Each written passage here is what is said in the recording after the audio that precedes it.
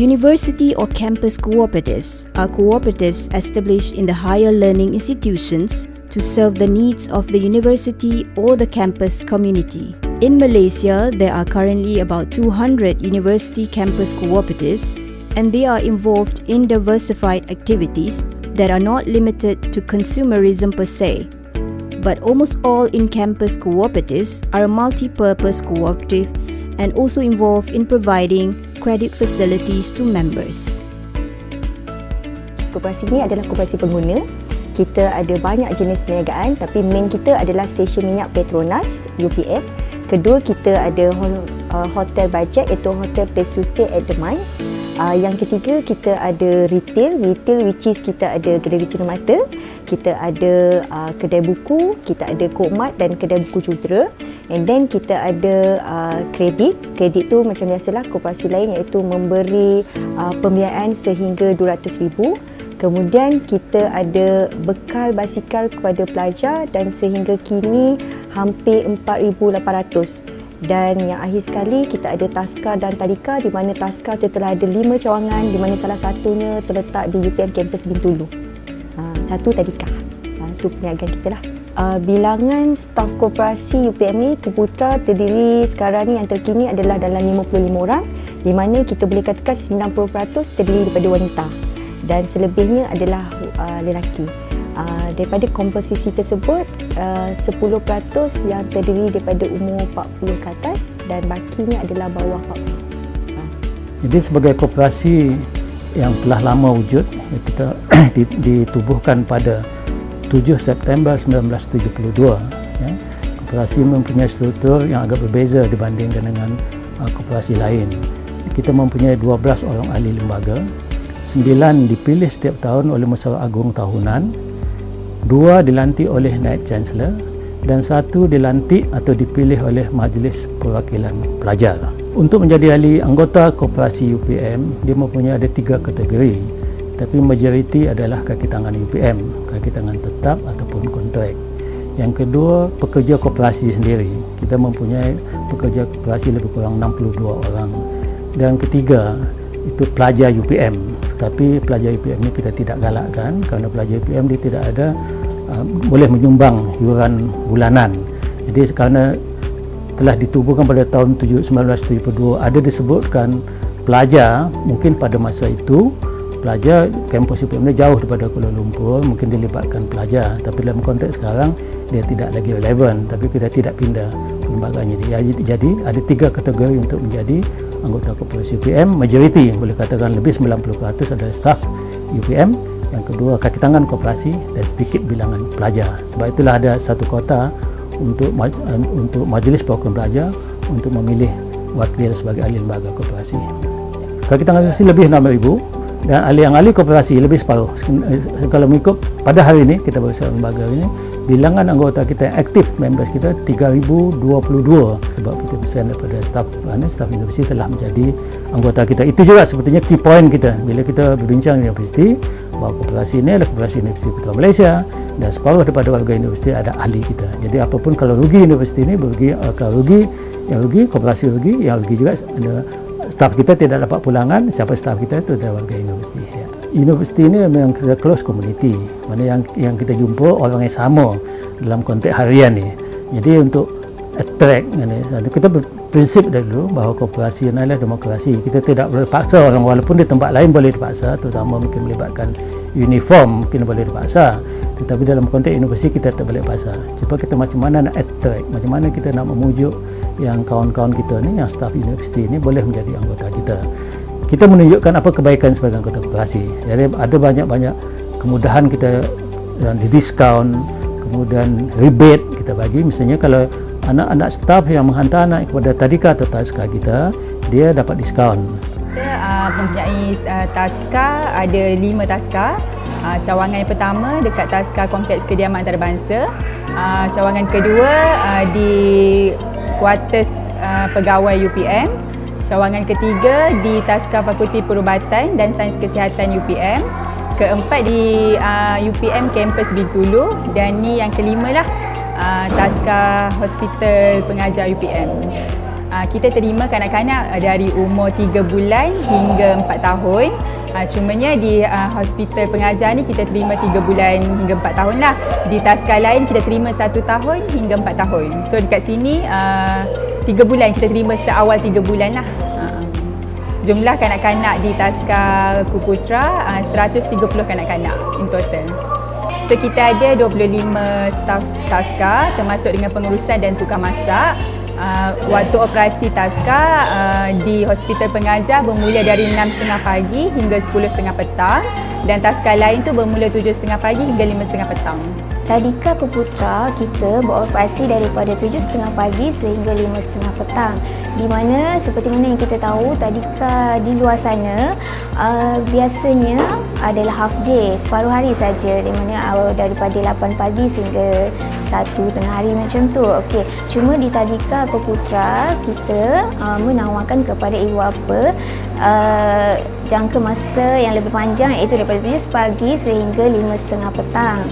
Okey, di mana memudahkan ibu bapa yang bekerja lah untuk menghantar anak di tadika kita. Selain itu, kita juga ada aktiviti di tadika selain daripada pembelajaran PNP yang mana kita berdaftar dengan KPM. Jadi kita follow kepada program di bawah KSPK, iaitu Kurikulum Standard Prasekolah KSPK. Segala aktiviti pembelajaran kita follow dengan KPM. Pada waktu pagi lah, kita ada juga aktiviti lain yang kita wujudkan di tadika kita. Kita melaksanakan program bacaan Iqra, bacaan anakku.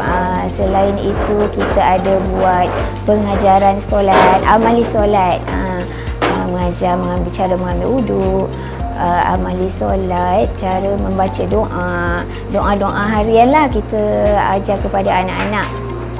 Untuk kadar yuran di Tadika Kuputra kita adalah berbeza mengikut untuk dalam mengikut anggota. Yuran kita berbeza mengikut anggota, bukan anggota, dan juga untuk warga luar, yang mana kita terima semuanya, cuma ada perbezaan kadar yuran di situ. Okey, kalau jika dibandingkan pula dengan orang kata tadika di luar sana, tadika di Kuputra ni kadar yuran adalah lebih rendah berbanding kadar yuran di luar sana. Di waktu operasi kita iaitu dari 7.30 pagi sehingga 5.30 petang tadi kan. Kalau lihat tadi, sebenarnya koperasi ni sendiri, koperasi pengguna, nature of business kita ni sebenarnya pelbagai. Jadi untuk contohlah taska tadika tu sendiri adalah dari segi staffing dia yang paling ramai dan majoriti lah. So sebenarnya untuk training satu unit kita ada asing dan juga ada untuk koperasi. So untuk unit contoh taska tadika sebenarnya kita ada training sendiri, which is kita buat satu tajuk contohnya untuk kecemasan. Jadi kita akan bekerja sama dengan Fakulti Ekologi dan Pusat Kesihatan Universiti, and then kita akan buat training tu Sabtu Ahad. Kita akan keluarkan sijil lah, maknanya memang training orang kata dalaman. Okay, selain daripada tu juga kita akan lihat satu training yang sesuai untuk semua. Contohnya macam customer service. Jadi boleh dikatakan sebelum PKP sebenarnya kita akan adakan satu atau dua training untuk unit tu sendiri masing-masing, dan juga satu training khas untuk general. Banyaklah. Kita bertuah sebab kita duduk dalam kampus universiti.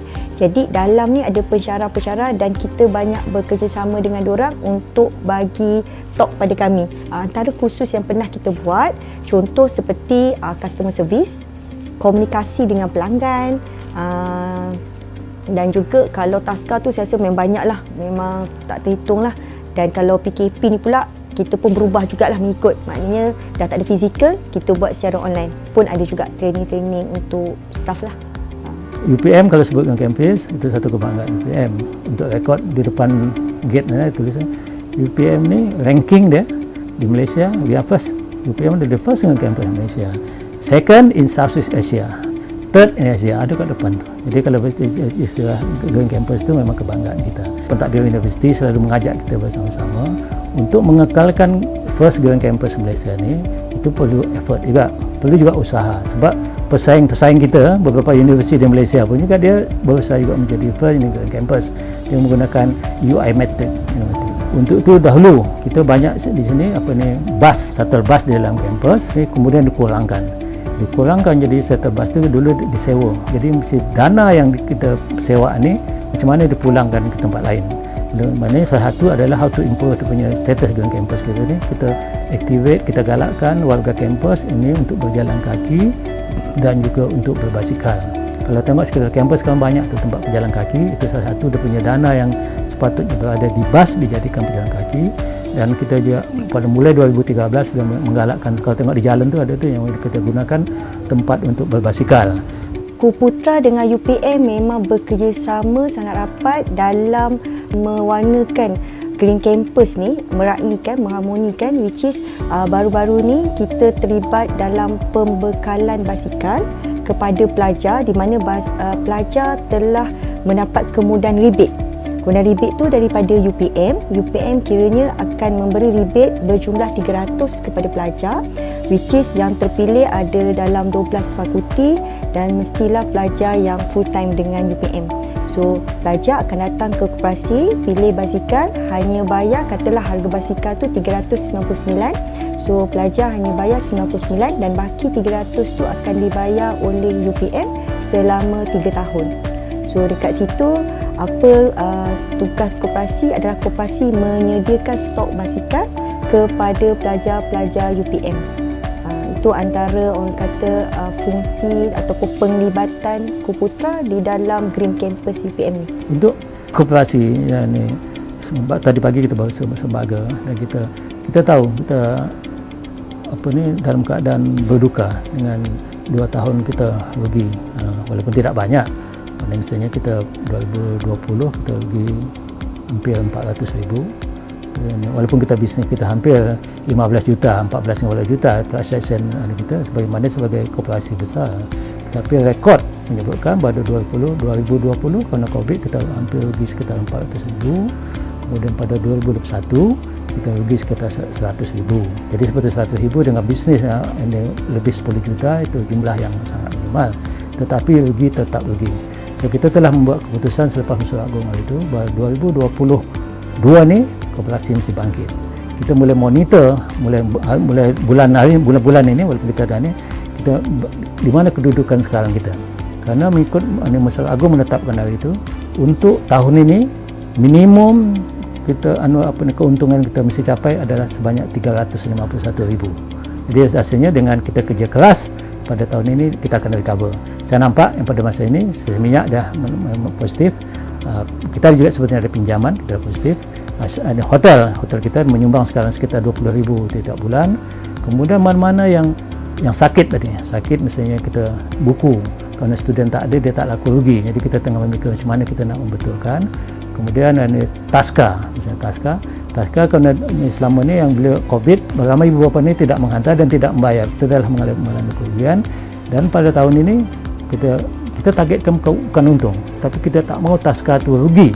Kerana kalau taska rugi, dia akan menyedut, dia akan sedut keuntungan di tempat lain. Kita targetkan taska jangan dia merekodkan kerugian. Biarpun kalau untung RM1 pun tidak masalah, kerana kita yang lain dah untung.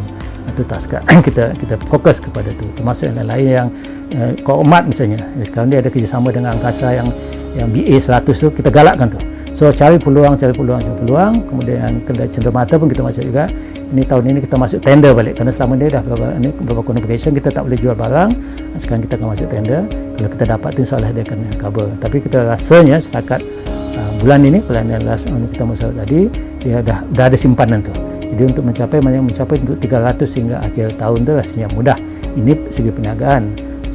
Satu lagi kita juga mempunyai sumber pendapatan lain, terutama pelaburan kita dalam Bank Rakyat, di CBP, kemudian kita ada FD. Jadi itu kita simpan dulu. Jadi kalau tanyakan ramal tadi, dengan kerja keras kita boleh bangkit dan kita boleh